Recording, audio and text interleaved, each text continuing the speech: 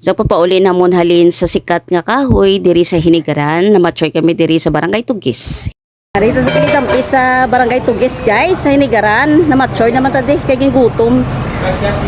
Pero kagina namaw mo kami sa Luwalo, may luwaluan da sa Barangay Manggahan, subong Barangay Tugis naman ta. Matchoy naman ta guys. Apit ta diyan ay.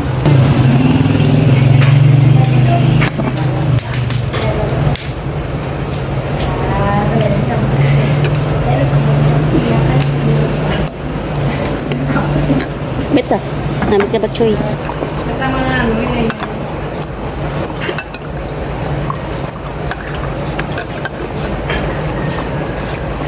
Makalilo ka ba? Kung sa buso lang na.